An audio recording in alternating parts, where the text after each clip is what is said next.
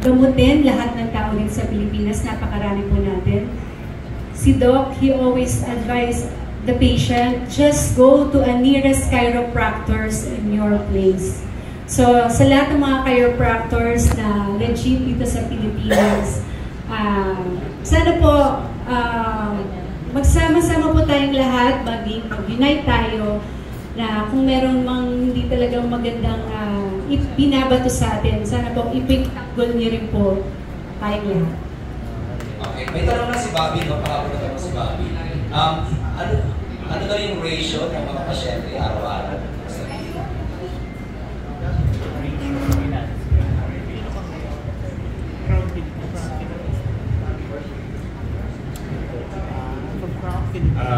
You're talking about the Quezon City clinic? Or the clinic that I'm at? How many? That's a secretive question. Somewhere around a little bit like 100 or so. Okay. And our next okay. The next one to ask question is of course Mr. Junlani.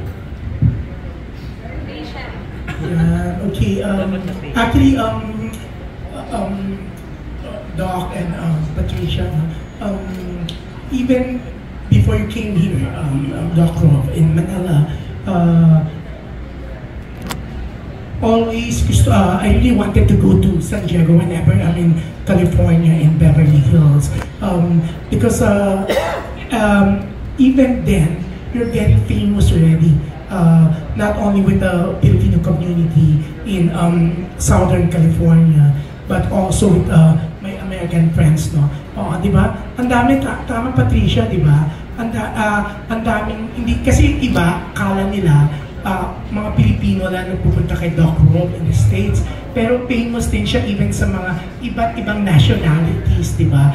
Yung mga, not only Phil-Am, but also yung mga iba't ibang mga nag-migrate doon, di ba? So, ako actually, when I heard you said that some people are saying that he's a quack doctor, parang na-hurt ako, you know, because for me, Doc Rob is one of the best. Actually, you know that, Patricia, nung papunta ako sa Europe for Labi's wedding, halos hindi ako makalakad sa sakit ng likod ko. So I asked you, sabi ko, friend, saan ako? Kasi I'm leaving tonight, hindi ako makakampante pag hindi ako nagpatingin sa kanya.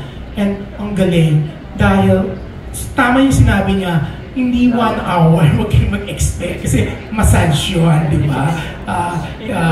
Pero si Doc, chiropractor siya, talagang ang galing ng chiropractic niya, di ba? And with that, I'd like to congratulate you, Doc. Actually, a lot of people are like, they're giving me gifts certificates, they're recommending me with other chiropractors, no? Pero takot ako kasi si Doc, ibang klase. Alam ko yung expect ko na ika-crack niya, di ba? Pero sa kanya hindi ako takot, di ba?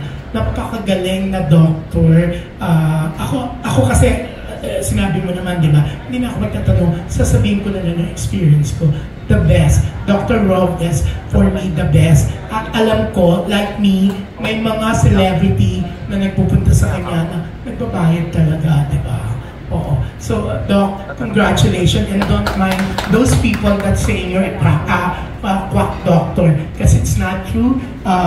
Ako, isa lang ako sa makakapagsabi. Even sila Coco Martin naman even yung mga iba, di ba, na ang galing ni Doc. You're the best, Dr. Rob. Yeah. Thank you po. Thank you. Maraming salamat. So, I'm sure Philippines is really blessed to have you, diba?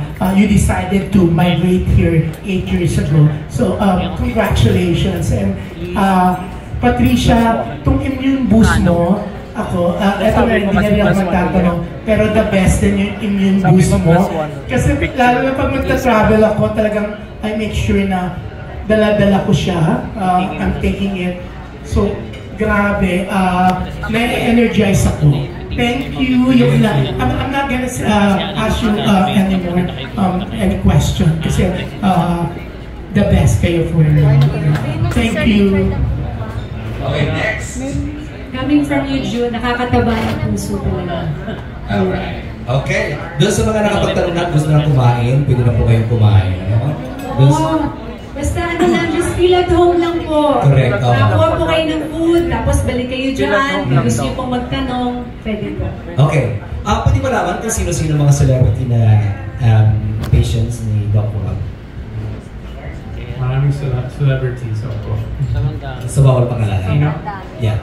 Amy Perez, Coco Martin, Empoy, Vice Ganda, Carla Estrada, Bong, yeah.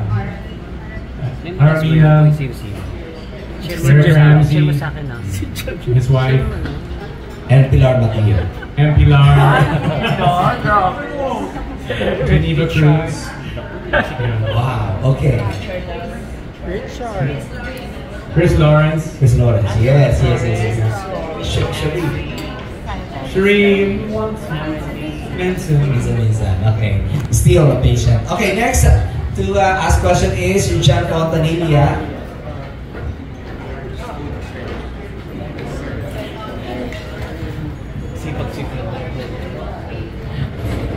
First of all, congratulations, Pat, and of course, Dr. Ro. Patricia, yung basher ba na sinasabi mo, dati mong malapit na kaibigan? Hindi naman po. Hindi naman. So, may hugot lang siya. Yes, I think. O baka ingit lang? Feeling ko po, yun naman po talaga. Jealousy talaga ang ano nun. Dahil,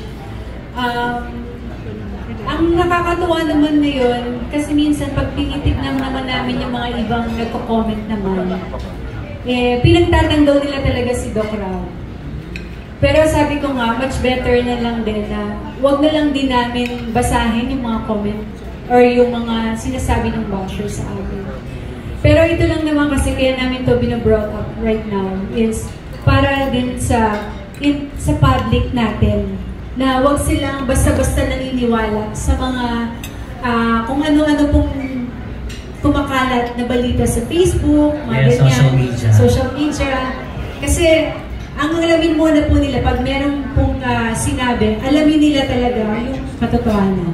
Kaya kami naman po, sinasabi namin ngayon to, kasi siguro wala rin kaming masyadong chance na sabihin sa inyo na kung saan kami kumukuha ng license, saan kami mga ganyang klaseng bagay. Pero hindi naman siya, kumbaga, sobrang pambabash. Kumbaga, very light lang ba? Or umabot sa punto na munti ka nang mapikon? Alam mo, pwede na talaga siyang ipakulong. Ay, Amanda. Oo. Kung tutuwasin, kasi ginagamit niya yung pictures ni Doc, sinasabi niya yung pangalan ni Doc, pangalan ko. As in, kung tutuwasin, hindi na talaga maganda yung ginagawa niya. Pero nagiging patient pa rin si Doc. Yan. O, hindi nyo